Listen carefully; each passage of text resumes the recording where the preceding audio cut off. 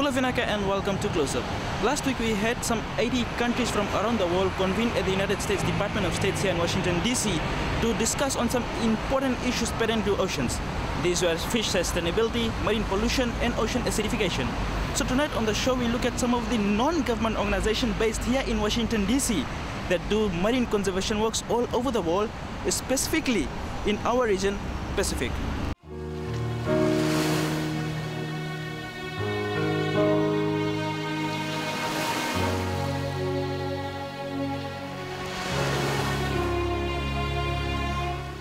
Tuna is one marine resource which the region's various economies heavily depend on. It has a lucrative market that rakes in billions of dollars annually for smaller island countries in the Pacific. It is estimated that tuna alone earns Central and Western Pacific close to $7 billion annually. But for a rate of return on a basic commodity product, if you're just taking the raw fish that is extracted from our waters, and there is about $3.4 billion worth of tuna from the FFA member EEZs, which is more than half of the catch of the Western Central Pacific Ocean. We gain about $240 million in access fee revenues at the present time, and this constitutes about 60% of government revenues in one country, and is more than 10% of the national budget for another 4. So that's the importance of the revenues from tuna fishing access that is derived at the present time. Globally, 4 to 4.5 million tons of tuna are caught in a year, out of which 2/3 of the catch is from the Pacific region. The huge demand of tuna worldwide is now driving this marine creature in the region towards the red zone. Some of the smaller fish like the skipjack tuna, which typically go in the can, currently at healthy levels. Some of the bigger species like big eye and yellowfin tuna, which are often consumed in steaks or for sashimi, are in less healthy condition. In fact, overfishing is happening for big eye tuna. And albacore tuna, which I know is an important fishery in Fiji, that is also biologically speaking in a healthy condition. The Food and Agricultural Organization states that albacore and bluefin stocks in the Atlantic and Pacific Oceans are overexploited. It's still biologically healthy, but because of the way it's caught with longline fishing vessels, some of the vessels aren't able to make a profit because catch levels are reducing because more and more boats are out there. So biologically speaking healthy, but from an economic point of view, many fishermen can't make ends meet right now, and from what I've heard, many are tying up. Annually, an average of over 2 million metric tons of tuna is fished out of the Pacific Ocean. These are both caught legally, with consent from the authorities, as well as illegally by foreign vessels. Most of that is skipjack tuna, I believe 1.5 million metric tons, and then below that would be yellowfin, then big eye, then albacore. So why should this quantity of tuna catches in the Pacific region be a concern to island nations? What's concerning is that you can catch different amounts of different species because they have different biological characteristics. A smaller skipjack tuna can reproduce at a much younger age than a larger big eye, or even the very largest, the bluefin, which only reproduce once they're over 5 years old, for instance, in the Pacific. So you're going to have sustainable fishing that's at different levels for each species. And right now, the primary concern in the Western and Central Pacific for the purse seine and longline fisheries is big eye tuna. That's the one that's been experiencing overfishing for more than 10 years. Given the vast area of the Pacific Ocean and it being the home of world's largest tuna stocks, there has been a lack of observer coverage. That means the Western and Central Pacific needs 5% of monitoring coverage. However, it is only able to achieve 2% of that. There are close to 3,600 longliners, 260 purse seiners, and more than 2,000 other types of vessels fishing in region's waters, all targeting highly exploited species such as Machiwa big eye and yellowfin tuna. One challenge we're having with some of the tuna fisheries is that there's just more and more boats coming into the fishery. So while now the fisheries for the most part might be sustainable, that's not going to be the case when in 2 or 3 years' time we have 50, 60 more purse seine vessels targeting these species. Already scientists are warning that we're kind of at the limit of sustainability, and countries have agreed to cap the number of vessels out there, but that while that agreement has happened, we actually haven't seen that translate to on the water, and I think that's the important next step. Management of Western and Central Pacific tuna stock is undertaken by the Western and Central Pacific Fisheries Commission (WCPFC). It is an intergovernmental body that involves over 40 governments in the region. The Commission is responsible for managing tuna stocks in an area of close to 20% of Earth's surface. This accounts for more than 50% of global tuna catch. Management of this area requires a high level of cooperation between all the countries involved. At the moment, what we haven't seen happen sufficiently is agreement between these countries to actually take the scientific advice that they are being given about the management of the fishery and turn it into effective action. For example, we've had a situation where there's been 10 years of advice that big eye tuna is overfished, but these countries have yet to agree on sufficient management measures that will actually enable an end to that overfishing. Although we see some areas where there's a high level of political will to come together and make this commission actually work, I think we have yet to see the commission really deliver on its mandate. Although the region is very much well aware about the importance of tuna stocks in the region, the level of political will is quite been lacking.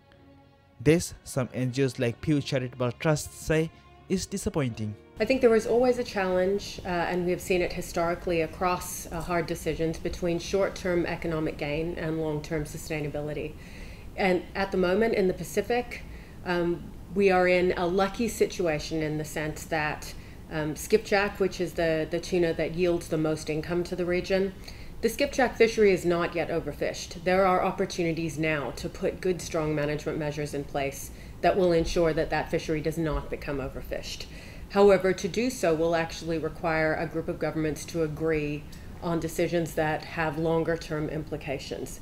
And that is hard to do when there are short-term economic implications. I think it's safe to say that we don't want to increase fishing any more than it currently, at levels any higher than they already are. I think that the information from the scientists is fairly clear that at this point we've hit the responsible limits. Now it's important to get the science-based measures in place to make sure that those limits aren't exceeded, and if they are, that there's rules in place to scale that fishing back. And the challenge is to make sure that management measures apply equally in the high seas as they do in the EEZs. There have been some exceptionally strong moves by island nations in the region to enact good management measures within their EEZs. What we need to see happen is ensure that these measures are extended out to cover all commission waters, and that the rules for what happens in the high seas areas are coming together and matching with the rules about what needs to happen in EEZs. Calls are now being made for Pacific Island countries to have a limit reference points.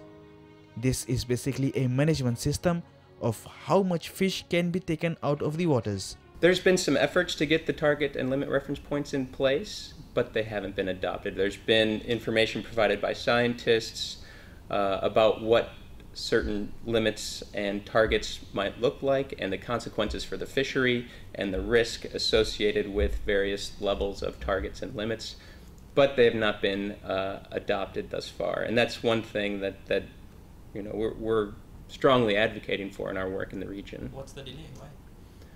Well, it's a new management system, and there's, I think, a reluctance to change, to move to a new system.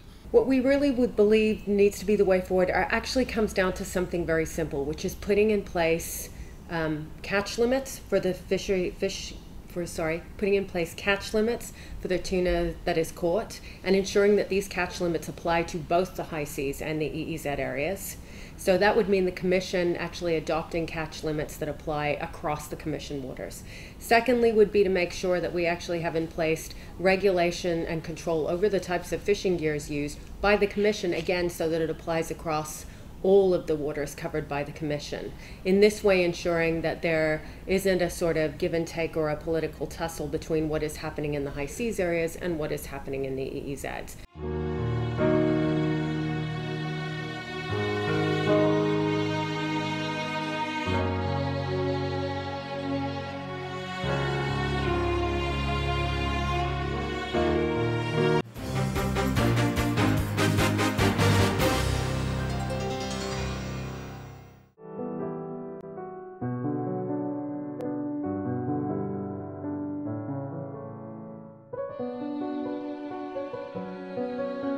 The world beneath the waters of the sea is simply amazing. It is the home to thousands of marine species, the beautiful colorful corals, variety of fish species. All this makes the underwater world nothing short of a dreamland. However, over the years, our oceans are facing its biggest challenge yet: survival. The underwater world is twined up in life cycles where one species of any creature is very much heavily dependent on another. All that is now under threat. However, thanks to some non-government organizations such as the National Fish and Wildlife Foundation, efforts are now underway to protect our valuable marine assets. Marine and coastal conservation, or coral reef conservation, has always been the priority of the foundation. Although based miles away from the Pacific in Washington, D.C., the foundation has its fingers dipped in coral conservation works here in the region, all in the effort to improve the health of corals. And the way we do that is to work with local governments and communities and organizations to address the issues that are impacting the health of coral reefs. And those include excessive inputs of sediment coming down from the adjacent coastal areas, excessive inputs of nutrients that might come from either urban areas or agricultural areas, and then also to address issues of overharvesting of species that are important for the health of coral reefs. The whole underwater food chain evolves around coral reefs. This makes coral an important member of seas and marine ecosystem. And for smaller island countries like us here in the Pacific, where our large population base is along coastal areas, importance of corals cannot be emphasized enough. Well, we have two focal areas, and one is in the Caribbean on an island, and the other one is in Hawaii in the Pacific. In addition to those focal areas, we make grants through our coral program to many other geographies in the Pacific, including island nations. The work that we do there is, as I described, we try to work with communities in specific watersheds to reduce the amount of sediment that's eroding from either unfinished roads or from agricultural practices or some other economic activity that might be better managed to reduce that input. Beautiful and colorful corals are a major attraction and feature for the Pacific. This is evident from the fact that millions of tourists from all over the world travel to our region to enjoy our picturesque surroundings. Experts say our region has over the years been quite successful in maintaining the good health of corals in the largest ocean on the face of planet. Well, the Pacific is, from all the oceans where coral occurs, the Pacific is fortunate in that the health is in better shape than in many other places. But the corals in the Pacific suffer from the same stresses that corals everywhere are suffering, and that includes excessive nutrients and sediments. It includes overharvesting of important fish species that help maintain the balance of healthy coral ecosystems. And it includes warming waters, so the excessively high temperature in coral areas that creates stress on the corals and can lead to death of corals. The foundation has carried out various marine or coral conservation works in Fiji, Solomon Islands and other smaller island countries, all targeting at improving the management of fisheries and protected areas. In both cases, we're hoping that improved management would lead to healthier corals.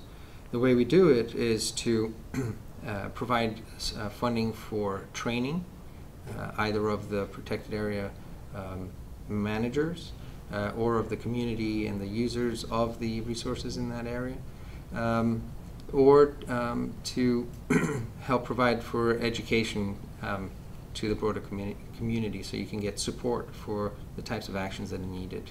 While ensuring that corals are healthy, it is equally important to ensure that fish stocks are also managed well and sustainably. After all, there's a close connection between the health of the two. A lot of people depend on fish as a protein source, as an economic activity to ensure their livelihoods, and sometimes too many fish are harvested in relation to what the fish population can sustain on a continuing basis. And so what we would like to see is the information generated so that those fisheries can be, the amount of fish that is extracted can be balanced with the needs of the fish population, because it's a sustainable resource. If managed correctly, it will produce benefits forever. The projects carried out by the foundation in the region has produced some valuable lessons for successful conservation of corals and fisheries. One of the important lessons learned is the need for people to work together towards a common goal. It's one of the fundamental ingredients for successful conservation efforts, and that's something that we see in the Pacific, that given that that sense of community is deeply rooted, it has that element of success. Now, the idea is to help the leaders in those communities and the community members understand how they can work together for these conservation outcomes. I think a lot of the island nations and the cultures are millennial cultures who know a lot about their environment. What has changed is how people interact with their environment. There are new techniques, there are more efficient gear, and that then can upset the balance. Just like any effort to restore or conserve natural resources, coral conservation has its own conservational challenges. Our knowledge of the fish populations has not improved at the same rate that our ability to extract the resources has, and so that is something that we need to catch up and find that new balance.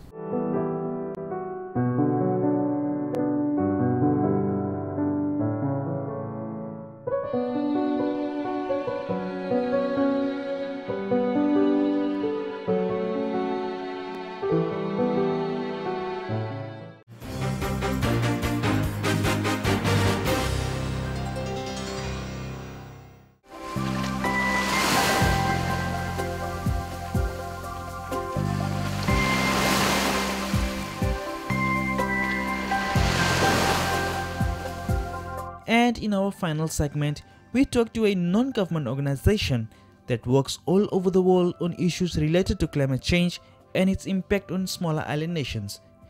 Climate change and its impact is no doubt a major threat for the smaller island nations.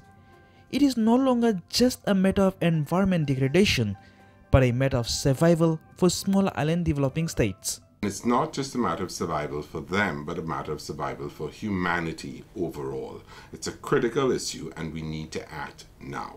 The Woodrow Wilson Center, based at the heart of Washington, D.C., is working to learn from what the smaller island states are doing to address the raging impacts of climate change.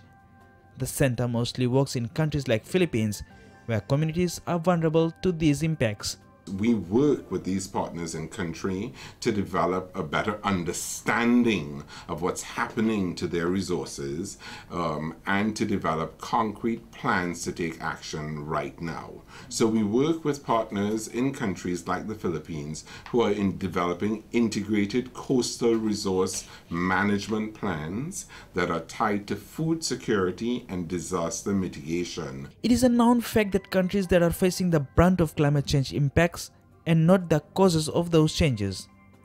So one important aspect of better managing the impacts of climate change is to create a better understanding amongst the countries that are at the forefront of it. So how can this better understanding be created amongst those countries?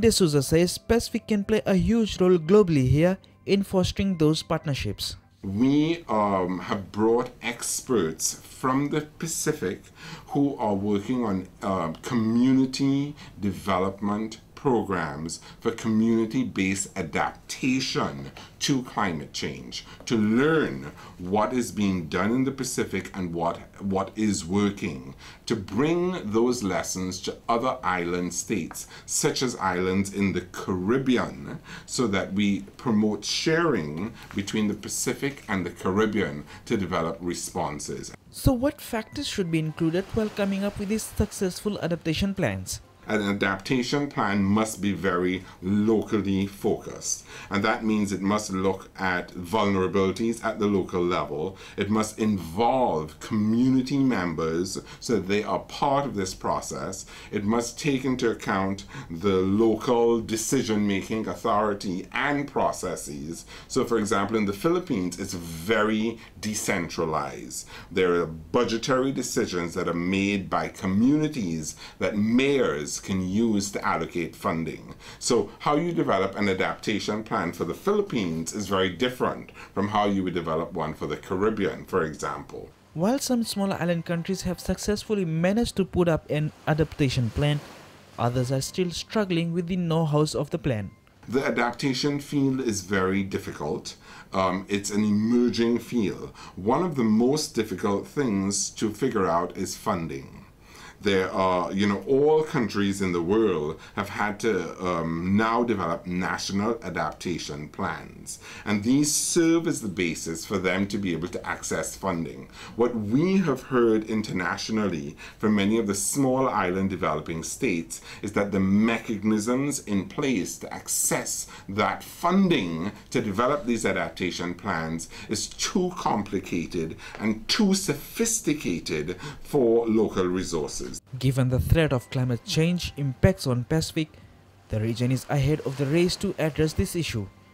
The models used by the region is now being used by other regions of the world to implement a successful adaptation plan. So it's a very hands-on, practical approach that allows them to analyze what is happening now and what could potentially happen and to develop plans to address that now. So that's a really good example of how the Pacific is helping other islands in the world respond to climate change threats, and in turn sharing those lessons globally so that the islands, the small island developing states, can be leaders in the world in developing innovative, cutting-edge strategies to take action now to adjust and adapt to climate change impact.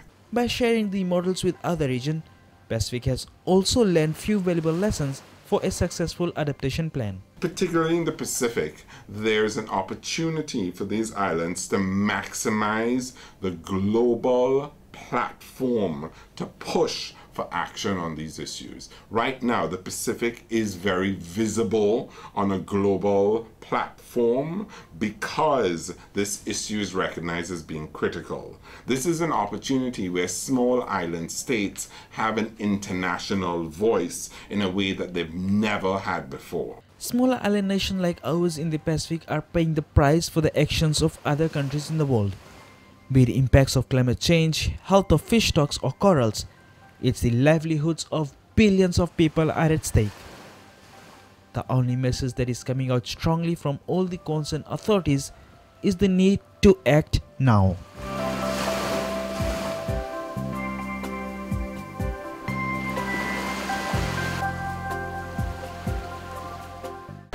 Well, that is a show for tonight. For questions or comments, please email us on closeup@fgtv.com.fj. You can also subscribe to our YouTube channel and like our Facebook page. Join us again same time next week. Until then, have a good evening.